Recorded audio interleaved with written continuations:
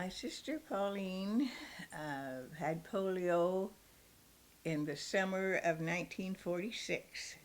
She had just graduated from high school, and there again, we called the family doctor, and he came to the house several times. And each time he came, he thought she had something different.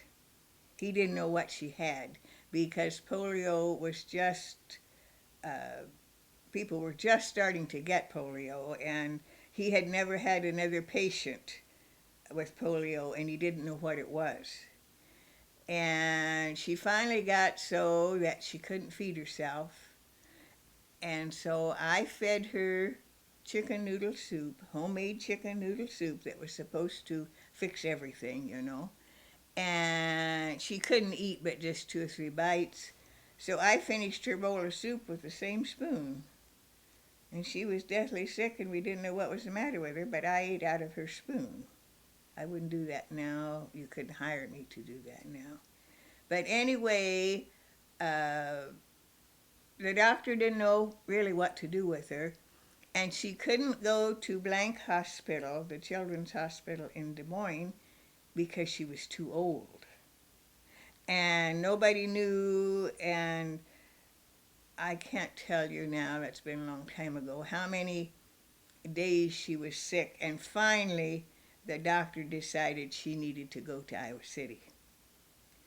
So uh, we didn't have an ambulance, so Jack Long took her in the hearse where she could lay down because she couldn't bend by this time. And Mother and Jack Long took her to Iowa City. And when they took her in, a couple nurses got her on their cart or whatever. I'm not sure what they got her on. But anyway, they just wheeled her down the hall and then came back to Mother and said, well, she's a dirty patient now, so you can't see her.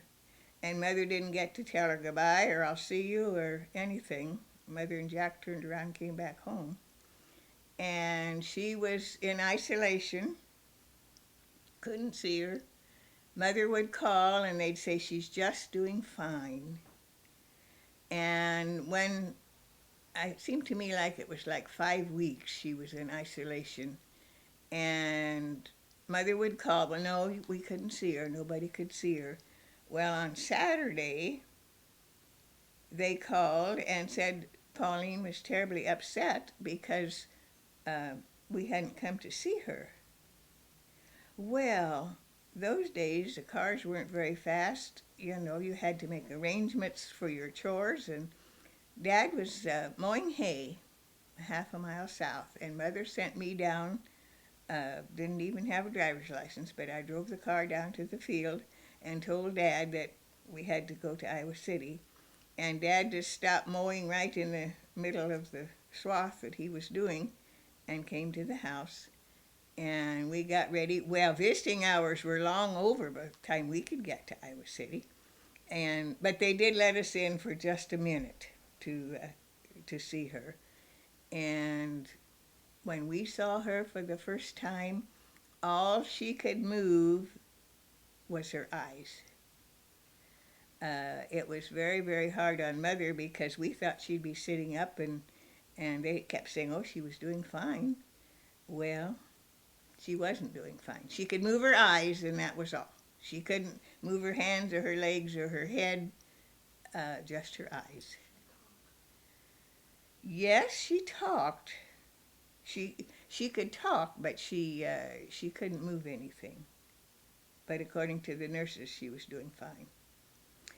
She was in a great big room with probably 6 or 8 patients, some of them in iron lungs, but she never was.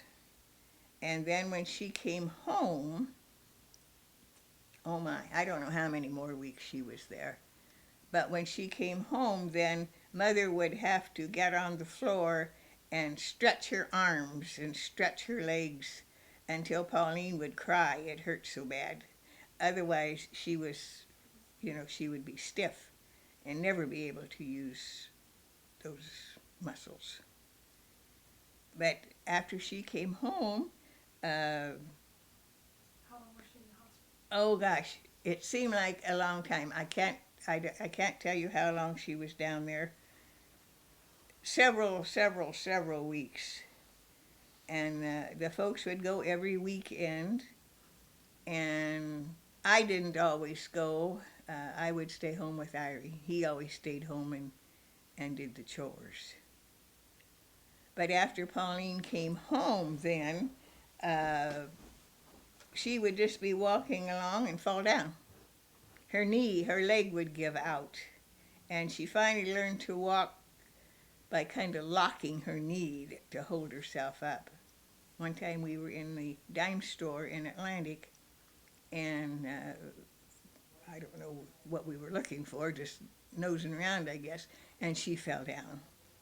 And of course, people wondered what on earth that teenager was doing falling down, but we just laugh, and I'd help her up, and we'd go on our way and never let her know why she fell down.